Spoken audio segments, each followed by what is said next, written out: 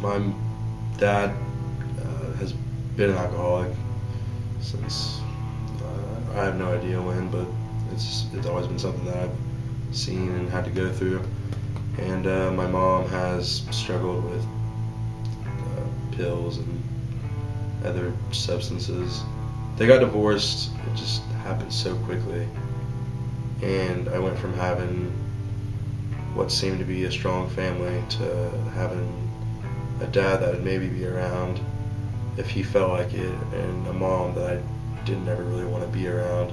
Through the years, my dad's alcohol problem got worse. There would be times at night where I didn't expect him to come home, and times when I didn't know if he was going to come home, or I didn't know if he was in jail, or I didn't know if he was alright. I dealt with that through the years up until I was 13, 14. We moved out of our first house that I grew up in for years because he stopped paying the bill on it, and we moved into a house, then we moved again.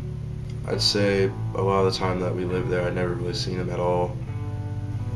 The only times I did see him is if I were getting in trouble for something, or he knew report cards were out and he wanted to see him, or if he was going to leave me money for the weekend to eat and do whatever I wanted.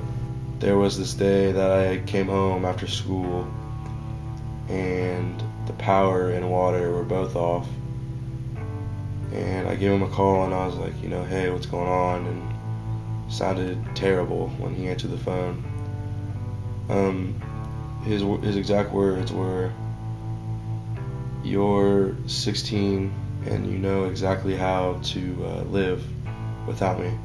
As I was pulling into the driveway, there was a note on the door that stated that we had to be evicted by Friday, and it was a Wednesday. The next few days I missed school and moved all my things out, and moved in with a few friends and stayed there, and from there I moved in with another family, and then moved out of there and lived with another family, and left there to move in with my sister, and finally I am currently staying at my stepmom's house. There was a moment when I stayed at my sister's when a really good buddy of mine passed away, Derek. My dad knew that I was really upset about it because I called him crying. I hadn't eaten all day, so I called my dad and see if he brought me something to eat. Brought me something to eat, and we were just kind of sitting there talking, and he said he had to be out of there by 10, and it was about 9:30, so we just had a conversation, and for the first time out of all the things that I've gone through with him, he apologized for everything. He just wanted me to love him and forgive him, and he was sorry, and then he looked down and seen there was a PlayStation sitting there and wanted to play video games with me like we used to when I was way younger. And a few hours went by and it's 12:30, 1 o'clock, and he has to be at work at 5 or 6, and he's still sitting there just laughing away playing these video games with me. So he left, and I just really cherished that night because it was just a night that I hadn't had with my dad in a long, long time. My dad had been in trouble with the law. He went to jail, and he's still in jail at this moment, and he gets out sometime within the next few weeks or so.